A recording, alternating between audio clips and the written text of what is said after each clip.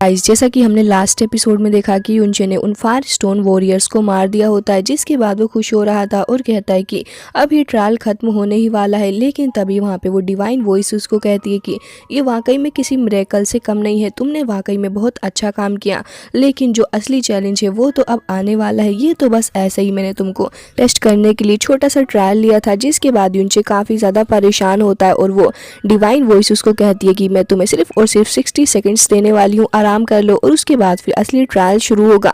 ये सब कुछ तुम्हारी डेस्टिनी में लिखा हुआ है और तुम इस ट्रायल को जीतते हो या फिर नहीं, ये सब कुछ तुम्हारे ऊपर ही डिपेंड करता है।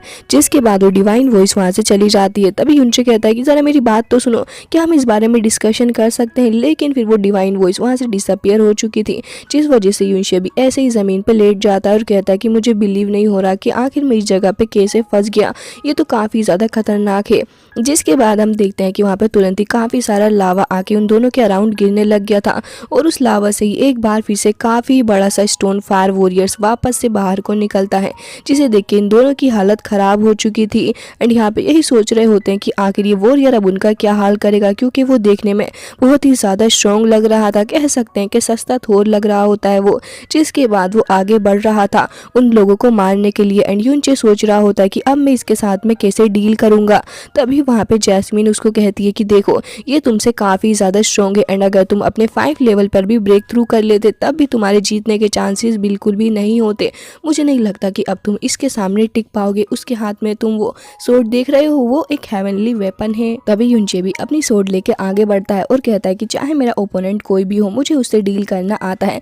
लिटिल फेरी युनचे की शक्ल देख रही होती है। युनचे आगे बढ़ता है और उसके सामने जाके खड़ा हो गया था। तभी वो सस्ता सा थोर तुरंत ही अपना हेवनली वेपन लेके अटैक करने लग जाता है। युनचे भी अपनी हेवनली सोर्ड से उसको रोकने की कोशिश करता है, लेकिन वो जैसे ही थोड़ा सा प्रेशर बढ़ाता है युनचे की हालत ख़राब हो चुकी थी। एंड हम देखते हैं कि युनचे काफ़ी ज़्यादा दूर जाता है, जिसके बाद वो एक बार फिर से अपनी हेवनली वेपन से अटैक करता है। युनचे लगातार उससे बचता जा रहा था, लेकिन आखिर वो कब तक ही बचता, क्योंकि ये काफ़ी ज़्यादा पावरफुल वॉरियर है।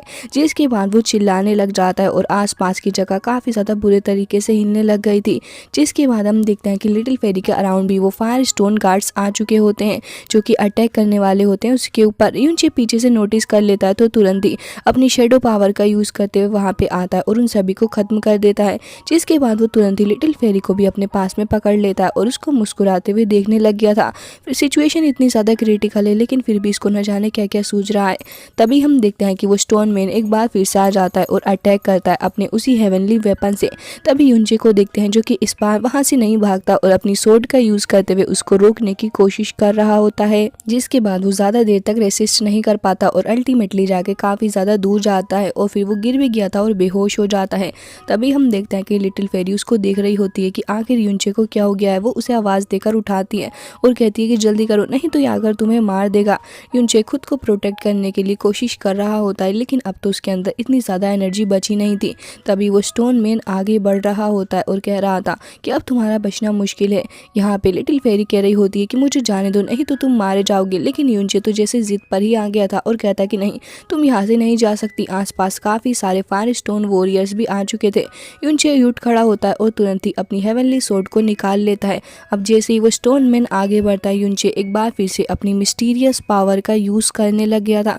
जिसके बाद जैस्मीन उसको रोक रही होती है ऐसा करने से, लेकिन युनचे ने अब अपने पूरे पोटेंशियल का यूज़ करने की ठान ली होती है। जिसके बाद हम देखते हैं कि उसके आसपास काफ़ी सारी फायर रिलीज़ होने लग गई थी। एंड हम देखते हैं कि इस बार काफ़ी ज़्यादा स्ट्रॉन्ग फायर फिनिक्स वहाँ पे आती है। एंड हम युनचे की आइज़ पे भी देखते हैं उस फिनिक्स के फेदर्स के निशान। जिसके बाद युनचे लगातार अपनी सोर्ड को लेके काफ़ी ज़्यादा पावरफुली अटैक करता है। अब वहाँ पे वो फिनिक्स भी आगे बढ़ रही थी और युनचे भी अपनी शेडो पावर का यूज़ करते हुए उस स्टोन मैन के पास में आ जाता है। और जैसे ही वो उस स्टोन मैन के पास में पहुंचता है, तुरंत ही अपनी फैंगी पावर का यूज़ करता है। जिसके बाद हम देखते हैं कि यहाँ पे स्टोन मैन के ऊपर वो एक काफ़ी ज़्यादा स्ट्रॉन्ग अटैक कर देता है, जिसकी वजह से उस स्टोन मैन की चेस्ट के ऊपर काफ़ी बड़ा सा निशान हो चुका था। एंड हम देखते हैं कि वो इतना बुरी तरीके से हार चुका होता है कि वहीं पे गिर गया था, लेकिन उसका मरना अभी पॉसिबल नहीं होता। जिसके बाद युनचे आसपास मौजूद गार्ड्स को देखने लग गया था, उनकी तरफ को आगे बढ़ता है और एक बार फिर से उनके ऊपर अटैक करता है। और यहाँ पे वो लगातार अपनी सोर्ड से उस स्टोन मैन के ऊपर भी अटैक करे जा रहा था, जिसकी वजह से वो स्टोन मैन वहीं पे गिर जाता है। एंड यहाँ पे युनचे कह रहा था कि मैं अभी हार नहीं मानने वाला। उसकी हालत खराब हो चुकी होती है और मुंह से ब्लड भी आ रहा था, लेकिन वो कहता है कि ये लोग मिलके भी मेरे करेज को खत्म नहीं कर सकते, क्योंकि मुझे पता है कि मैं क्या क्या कर सकता हूँ। जिसके बाद हम देखते हैं कि लिटिल फेरी तो वहाँ पे बेहोश हो चुकी थी और युनचे कहता है कि मुझे पता है कि इसके साथ में कैसे डील करना है। जिसके बाद युनचे अपनी और भी काफी सारी पावर को रिलीज करने लग गया था। लिटिल फेरी कैसे तो करके उठती है और उसे समझाने की कोशिश कर रही थी कि ऐसा मत करो, लेकिन यहाँ पे उसके कहने से पहले युनचे बेहोश हो जाता है, क्योंकि उसने अपनी पोटेंशियल से ज़्यादा पावर का यूज़ कर लिया था, जिसकी वजह से लिटिल फेरी की हालत ख़राब हो जाती है और वो अपना हाथ उसकी तरफ को बढ़ाने लग गई थी और थोड़ी इमोशनल होते हुए कहती है कि युनचे उठो। लेकिन इतनी देर में हम देखते हैं कि वो स्टोन मैन एक बार फिर से रिपेयर होके आ गया था और बड़े ही टशन में आगे बढ़ रहा होता है। तभी लिटिल फेरी को देखते हैं जो कि युनचे के पास में पहुँचते हुए उसे उठाने की कोशिश कर रही थी और कहती है कि उठो, तुम इतनी जल्दी नहीं मर सकते, देखो वो हमारे करीब आ रहा है, तुम्हें उठना ही होगा युनचे। लेकिन स्टोन मैन को देखते हैं जो कि लगातार भागते हुए आगे बढ़ रहा था इन दोनों की तरफ को और इन्हें मारने के लिए भी लिटिल फेरी अभी भी कोशिश कर रही होती है कि युनचे कैसे तो करके उठ जाए, लेकिन युनचे उठने का बिल्कुल भी नाम नहीं ले रहा होता। जिसके बाद जैसे ही लिटिल फेरी पीछे पलट के देखती है, वो नोटिस करती है कि स्टोन मैन अब काफी ज्यादा करीब आ चुका है। वो तुरंत ही अपनी सोर्ड लेके अटैक करने ही वाला था।